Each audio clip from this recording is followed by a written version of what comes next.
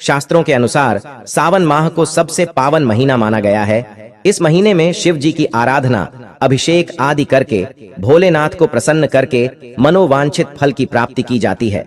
माना जाता है कि इस माह में भगवान भोले शंकर कैलाश पर्वत से पृथ्वी पर आते हैं। सोमवार का दिन शिव जी की आराधना का दिन माना जाता है और सावन में पड़ने वाले सोमवार को अत्यधिक विशेष माना जाता है। तो कोई भी हो, सावन के सोमवार व्रत करते तो होंगे ही। कोई तो 16 सोमवार व्रत भी आरंभ करते हैं और इसी समय से साधारण सोमवार के व्रतों को भी शुरू किया जाता है।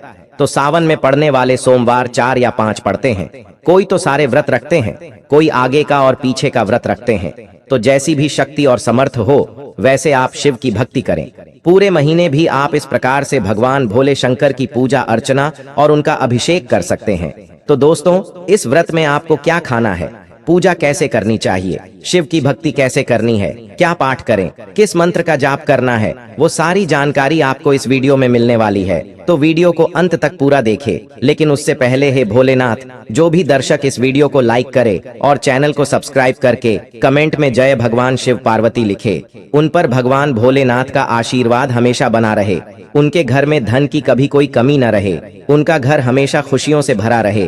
तो दोस्तों, सावन सोमवार सुबह सवेरे उठ करके स्नानादि से निवृत्त होकर के शुद्ध वस्त्र धारण करें, हल्के रंग के वस्त्र धारण करें। सफेद रंग के वस्त्र पहने तो बहुत ज्यादा उत्तम होता है। काला या नीला रंग पूजा में नहीं पहनना चाहिए। भोले शंकर की पूजा में सफेद रंग अत्यधिक इस्तेमाल करना चाहिए और सफेद वस्त्र सुहागिन स्त्रियां कुछ मिक्स रंग में पहन सकती हैं, लेकिन हल्के रंग के होने चाहिए। तो दोस्तों, सुबह सूर्य को जल दें, फिर पूजा स्थल पर धूप दीप करें। अक्षत पुष्प लेकर के व्रत का हमें संकल्प लेना है और शाम के समय प्रदोष काल में, यानी कि दिन के तीसरे प्रहर में भगवान भोलेनाथ शंकर की आराधना करनी है। अगर आपके पास समय की समस्या है तो आप अपनी सुविधा के अनुसार पूजा कर सकते हैं। सुबह को कर लें या शाम को कर लें, लेकिन पूजा दोनों समय अवश्य रूप से करनी चाहिए और शाम के समय आप विशेष रूप से पूजा जरूर कर लें। लेकिन यदि आप पहले सोमवार को सुबह 7 बजे पूजा कर रहे हैं तो आने वाले समय में भी आपको 7 बजे ही पूजा करनी है, मतलब समय निश्चित होना चाहिए। और तो इस व्रत को बच्चे, लड़के, लड़कियां, स्त्री, पुरुष सभी कर सकते हैं। सुहागिन स्त्रियों को तो बहुत ही शुभ फल देने वाला यह व्रत है। हमें पूरे विधि विधान से भगवान भोले शंकर का इसमें पूजन करना चाहिए। शिवलिंग का हमें पूजन करना है। मंदिर में जाकर के भी आप पूजन कर सकते हैं। दोस्तों, धातु या पत्थर के शिवलिंग पर भी आप पूजा कर सकते हैं। अंगूठे के आकार के शिवलिंग घर में आप रख सकते हैं। अगर कुछ नहीं है तो आप मिट्टी के शिवलिंग बना करके भी उनका पूजन कर सकते हैं। लेकिन मिट्टी की जब आप शिवलिंग बनाएंगे तो सूर्यास्त से पहले हमें उनका विसर्जन कर देना चाहिए। विसर्जन किसी जल स्रोत में करें या फिर अपने गमले आदि में भी उनका विसर्जन आप कर सकते हैं। भूमि के अंदर भी उनका विसर्जन कर सकते हैं। दोस्तों, आसन में बैठकर ही हमें पूजा करनी चाहिए।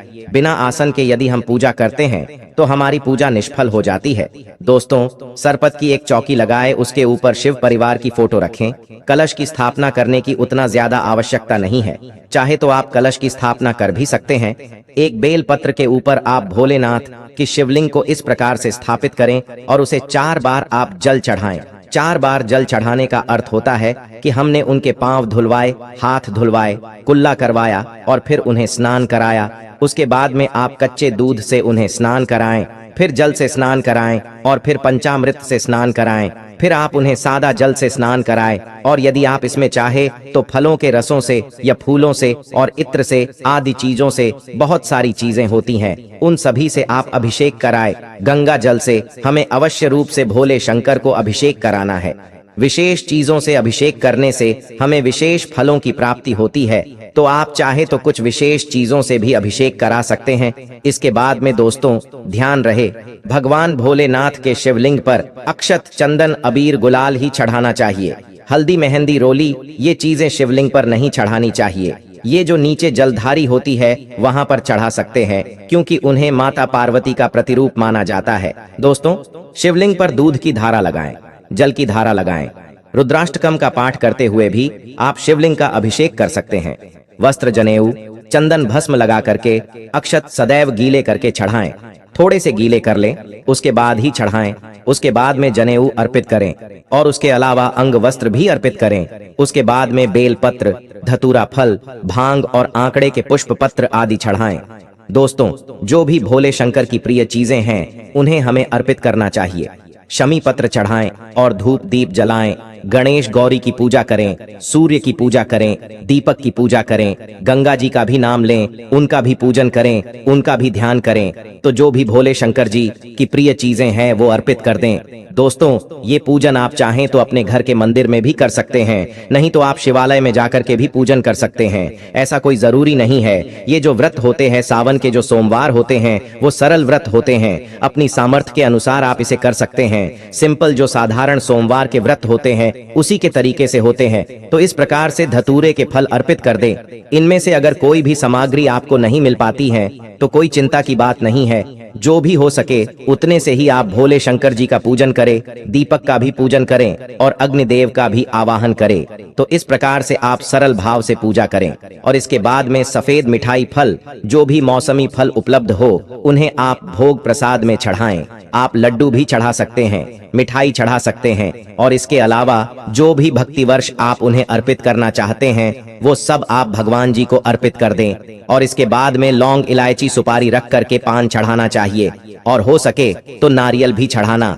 इसके पश्चात ओम नमः शिवाय मंत्र का जाप करते हुए यदि हो पाए तो पलाश की लकड़ी के सामग्री से हवन करें, नहीं तो गाय के उपले पर भी आप हवन कर सकते हैं। इसके बाद में भोलेनाथ की कपूर से आरती करें, जैसे कि शिव जी का ओमकारा आरती आप कर सकते हैं। आरती के बाद दोनों हाथों में पुष्प लेकर के हमें पुष्पांजलि देनी चाहिए। बाद में भगवान से प्रार्थना करें और क्षमा याचना करें। रुद्राक्ष की माला से ओम नमः शिवाय मंत्र का जाप करना चाहिए और इसके बाद में पार्वती माँ से थोड़ा सा सिंदूर अवश्य लेना चाहिए और अपने पल्ले से लगा करके अपने माथे पर लगाना चाहिए। और जहाँ पर आपने पूजा की है उस स्थान पर आप खड़े होकर के गोल गोल प्रदक्षिणा करें, सोमवार व्रत की कथा पढ़े या फिर सुने और लास्ट में जब आपकी पूजा पूरी हो जाएगी तो आसन के नीचे थोड़ा जल डाल करके उसे माथे से अवश्य लगाएं, अन्यथा आपको पूजा का पूरा फल प्राप्त नहीं होगा।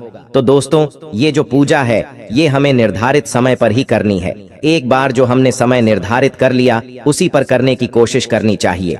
अब आप इसमें क्या पाठ कर सकते हैं दोस्तों? इसमें आप शिव पुराण का पाठ कर सकते हैं, महाशिव पुराण का शिव चालीसा पढ़ सकते हैं और रुद्राक्ष की माला पर आप महामृत्युंजय मंत्र का भी पाठ कर सकते हैं। तो इसके बाद में दोस्तों बात करते हैं कि हमें इस व्रत में क्या खाना चाहिए और क्या नहीं खाना चाहिए। तो इसका भी संकल्प हमें पहले व्रत में ही लेना होगा कि हम नमक खाएंगे या फिर मीठा व्रत करेंगे। दोस्तों, ये व्रत क्योंकि बहुत आसान होते हैं भोले शंकर की व्रत, तो आप जैसा चाहे वैसा संकल्प ले सकते हैं। आप चाहे इन व्रतों को नमक के साथ भी रख सकते हैं, लेकिन अन्न का भोजन आपको एक समय में ही करना है। दोपहर के समय कर लें या फिर शाम के समय कर लें। शुद्ध सात्विक भोजन करें या फिर चाहे तो मीठे व्रत रख सकते हैं, चाहे तो पूर्णता फलाहार पर भी रख सकते हैं या फिर एक समय नमक का भोजन खा सकते हैं या फिर सेंधा नमक का भी प्रयोग आप कर सकते हैं या फिर साधारण नमक भी खा सकते हैं। दोस्तों, इस प्रकार से कुल मिलाकर बोले तो बहुत ही आसान व्रत होता है। भोले शंकर इतनी सी ही भक्ति से अत्यधिक प्रसन्न होकर मनोवांछित फल हमें प्राप्त कराते हैं। तो सावन के महीनों की आपको हार्दिक शुभकामनाएं। दोस्तों, सच्ची श्रद्धा से कमेंट में जरूर लिखे जय भोलेनाथ, जय शिव शंभू। साथ ही देवों के देव हर हर महादेव सदैव आप पर अपनी कृपा बनाए रखे। मैं उम्मीद करता हूँ ये जानकारी आपको जरूर पसंद आई होगी। दोस्तों, यदि आपको यह वीडियो पसंद आई हो तो प्लीज आप इस चैनल को सब्सक्राइब अवश्य करें, वीडियो को लाइक करें